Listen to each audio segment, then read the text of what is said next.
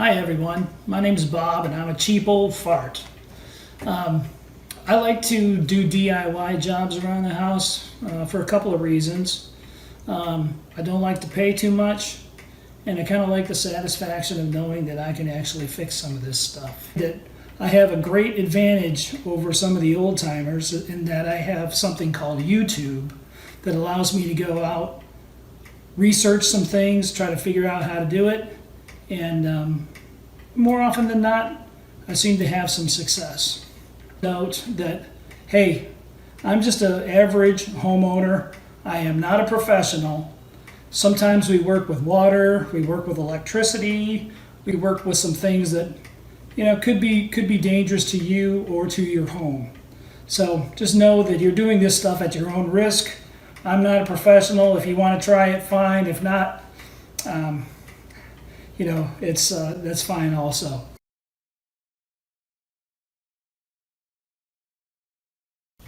Hi everyone, Cheap Old Fart here with another video for you today.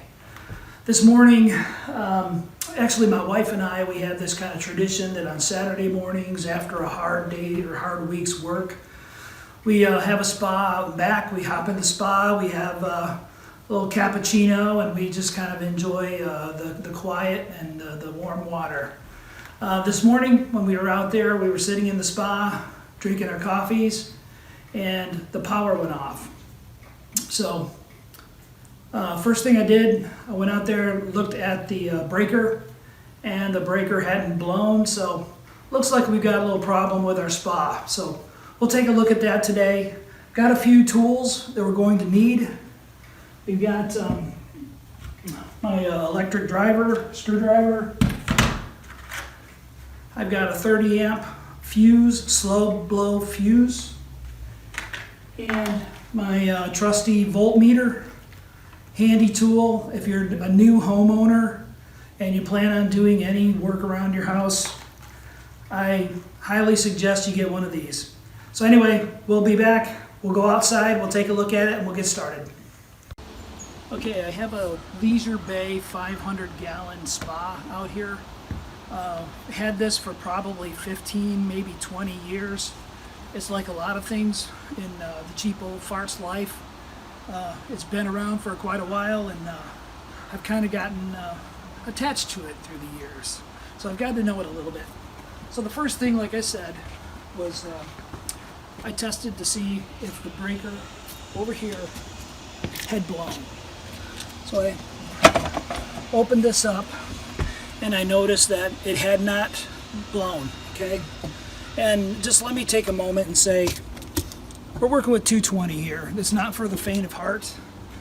One of the things you want to make sure is you absolutely turn off all the power to this thing before you start working on it. Make sure that the breaker is tripped and that you have no electricity going to the spa. So it wasn't tripped, so basically I turned off the breaker here to make sure that the power was off. Another thing, I'm wearing rubber-soled shoes. If I had rubber gloves, I'd be wearing those.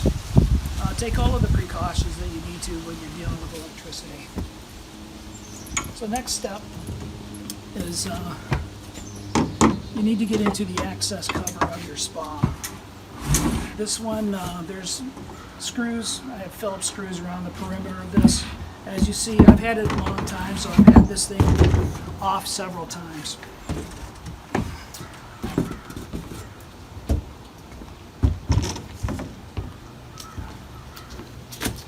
Now fuses don't blow for no reason. Usually they'll blow if they're old. This one is a slow blow fuse. They'll get old and sometimes they'll just blow the fuse. Sometimes it's an indication of a bigger problem. For example, the heater or the pump is drawing too much current. That would cause it to blow.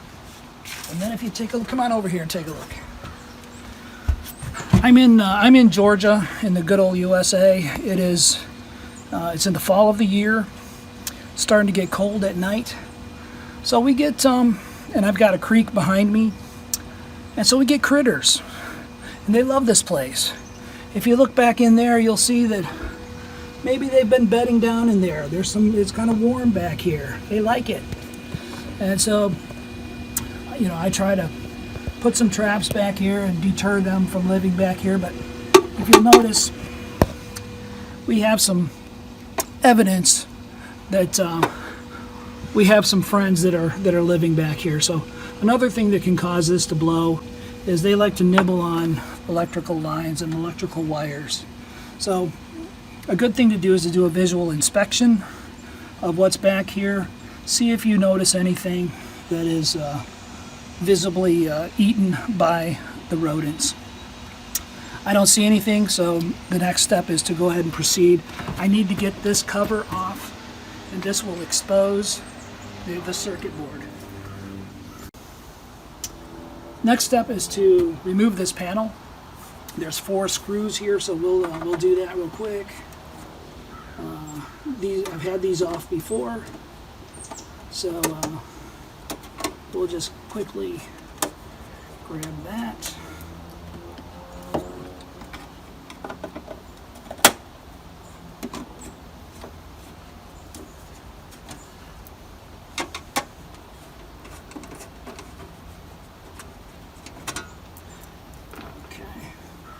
Panel just kind of slides down a little bit and pulls off, so you can access that.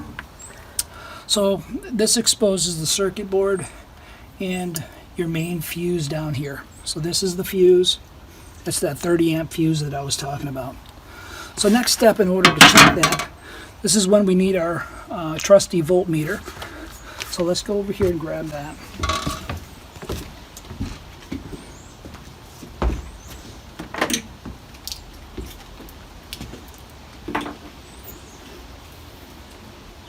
So when you're looking at your voltmeter, what we're checking right now is for continuity.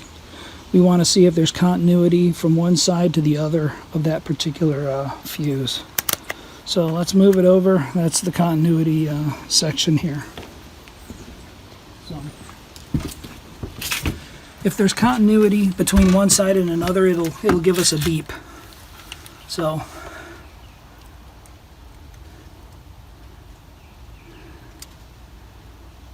okay, no beeps, so we know that the fuse is bad.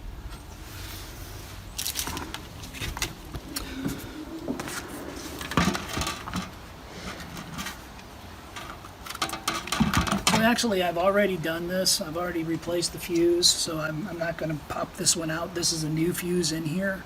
I wasn't really holding the leads to the fuse to show you what to do. But at this point, like I said, make sure you protect yourself. Rubber-soled shoes, wear gloves, or a rubber-handled screwdriver is a good thing to do. Just pry this bad boy out, pry this puppy out of here. I just be careful not to break the glass, but kind of be gentle, and you can pry this up and out of there and get that out of the way. Then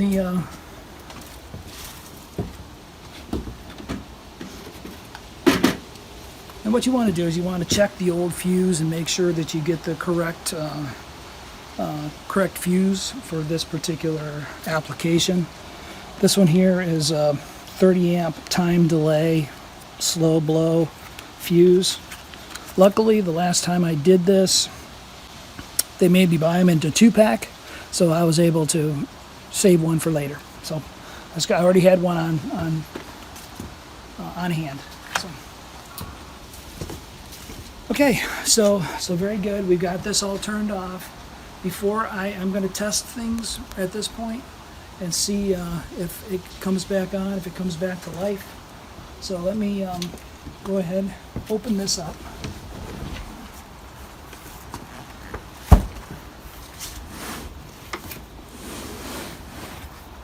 And we'll expose the panel here so we can see what happens. You can take a look.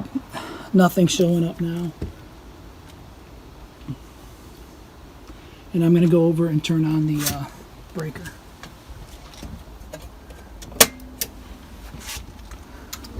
Breaker is on. You get the little timer going.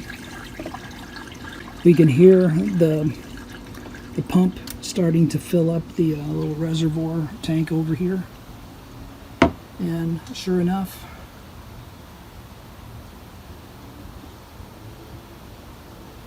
it's alive.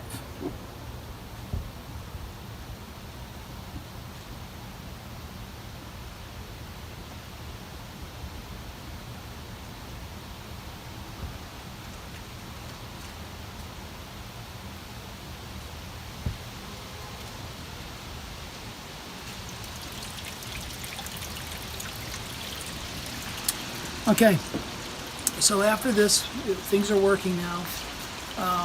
Best bet is kind of watch things over the next little while. That will tell you if it's a problem with the fuse or if there's another component that may be contributing to blowing the fuse. If it continues to blow this fuse, I recommend calling somebody to come in and take a look at one of the other major components. But if not, enjoy your spa. Okay, putting it back, it's just the reverse of how we took it apart. I'm going to cut the breaker again before I put the cover back on, just for safety's sake. And then we'll put this all back together. But 10-15 minute job, and a lot of times you can take care of this very quickly for not a lot of money. Thanks for joining. Okay, another little quick job with the cheap old fart. Hopefully this will save you a little money. If you like what we're doing here, make sure you like, subscribe, ring the bell, and we'll see you next time. Hi folks, Cheap Old Fart here. Just wanted to get back with you after our work on the spa and replacing the blown fuse. Just want to let everyone know that it's been a couple weeks now. We've used the spa several times. No more problems with it. Also, just wanted to remind you that we are working with high voltage. So if you try this, the fuse blows again, make sure you call a professional, somebody that's familiar with spas and working with the electrical. So that's it. Good luck, and hope you have good success.